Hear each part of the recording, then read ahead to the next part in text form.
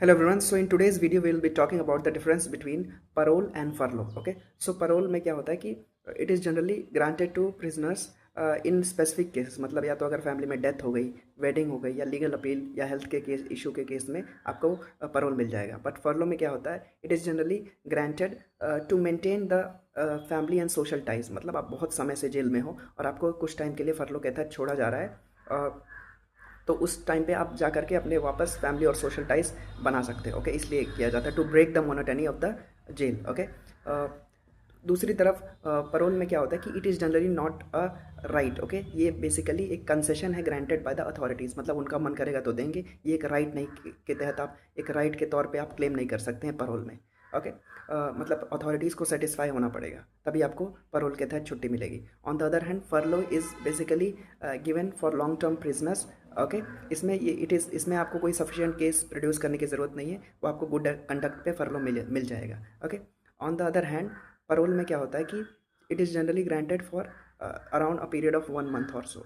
But ये furlough में क्या होता है कि it is generally granted for period for example 14 days to 21 days. इसके केस में ऐसा होता है. ओके, एक बहुत इंपॉर्टेंट चीज़ है कि the time when you are out of jail, okay, on parole, that at that time your sentence is suspended. Okay, क्या मतलब है इसका कि मान लेते हैं आपको 18 महीने आपको जेल में रहना था, लेकिन आप परोल के तहत 1 महीना बाहर थे, उसमें से 1 महीना बाहर थे.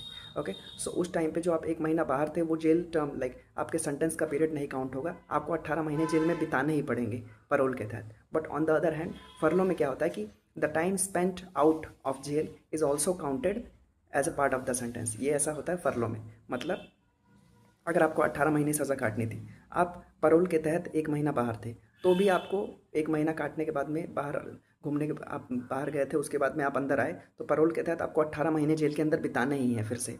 ओके, पूरी तरीके से आपके 18 महीने कंप्लीट होने चाहिए जेल के अंदर. बट फर्लो के केस में क्या होता है कि आपको मान लेते हैं 18 महीने काटनी थी सज़ा, उसके बीच में आप 1 महीना बाहर थे, उसके बाद में that time when you are out of jail on furlough, वो that period will also be counted as part of the sentence. मतलब अब आप 17 महीने ही जेल में बिताएंगे, क्योंकि 1 महीना जो आप बाहर थे फर्लो के तहत, उस वो भी आपके सेंटेंस का पार्ट काउंट किया जाएगा. तो इस केस में परोल और फर्लो में देखा जाए तो furlough is better. Okay, thank you.